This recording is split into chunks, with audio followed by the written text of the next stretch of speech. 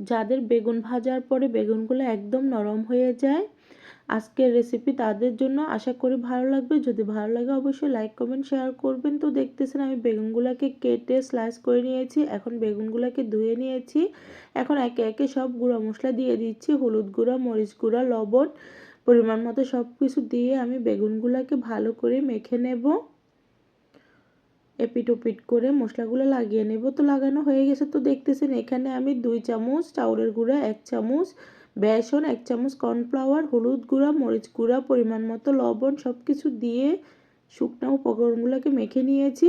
তো এখন বেগুনের গায়ে শুকনো উপকরণগুলো আমি কোট করে নিচ্ছি। তো দেখতেছেন কিভাবে করতেছি, দেখে বুঝে নিতে হবে।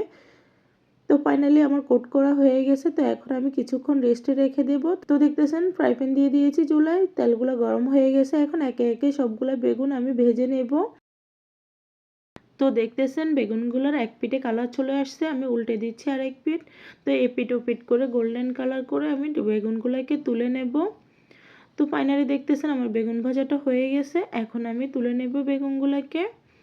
একদম মচমচে, দেখে বোঝা যাচ্ছে কি যে লোভনীয় লাগতেছে। এই বেগুন ভাজাটা আপনি অনেকক্ষণ রেখে খেতে পারবেন সহজে, এটা নরম হবে না, একদম বেগুনের মতো মচমচে থাকবে। তো আজকের রেসিপিটা কেমন লেগেছে অবশ্যই কমেন্টস করে জানাবেন। তো আজকের মতো এই পর্যন্ত, এখানে বিদায় নিচ্ছি। সবাই ভালো থাকবেন। আল্লাহ হাফেজ।